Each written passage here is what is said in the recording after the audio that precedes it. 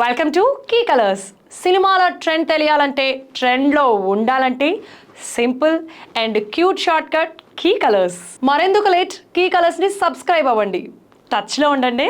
ఎక్కువ హడావిడి లేకుండా రీసౌండ్ క్రియేట్ చేయడం ఎలా అనే టాపిక్ మీద రీసెర్చ్ చేసి మరీ రెడీ అయ్యాడా అనే డౌట్ వచ్చేస్తోంది హీరో నానిని చూస్తుంటే. పెద్దగా ఎక్కడ హంగామా చేయడు, హైప్ కోసం నానా యాతన పడినట్టుగా అస్సలు అనిపించడు.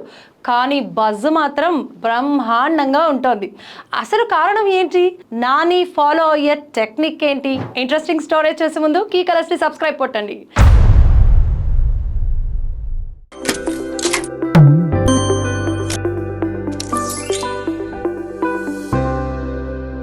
నాని హిట్ మీద గట్టి నమ్మకంతో ఉన్నాడు. ఎందుకంటే ఆడియన్స్ ఎదురు చూపులు అలా ఉన్నాయి. మరి ఫ్యాన్స్ ఎక్స్పెక్టేషన్స్కి అయితే అంతే లేదు.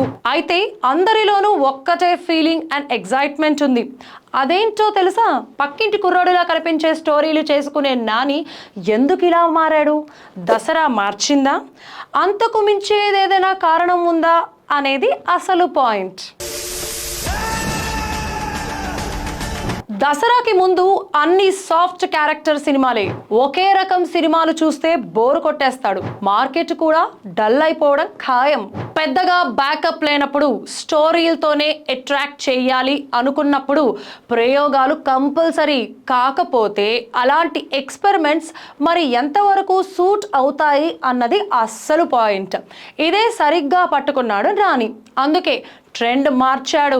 రెడ్ ఎక్కువ అయ్యింది అని చెబుతున్నా లెక్క చేయకుండా వయలెన్స్ లోకి దిగాడు. సర్ప్రైజింగ్ గా నాని కన్నా ఇప్పుడు ఎక్కువ ఆడియన్స్ సంబరపడిపోవడం కనిపిస్తోంది. కేజీఎఫ్, యానిమల్ లాంటి సినిమాల తర్వాత రెడ్ పెరిగింది. తెర మీద బ్లడ్ పడుతోంది.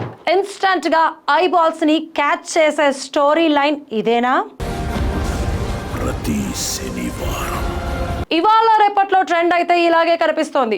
పైగా ఫ్యామిలీ స్టోరీ లైన్తో ఆల్రెడీ చాలా చేశాడు కాబట్టి చేంజ్ కూడా అవసరం అనుకొని నాని టర్న్ తీసుకున్నాడు.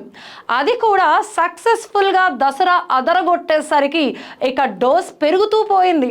హిట్ మాత్రమే కాదు, రాబోయే సినిమాలు కూడా ఇదే వరస ఉంటుంది అని ఆల్రెడీ టాటూ టీజర్లో చూపించేశాడు.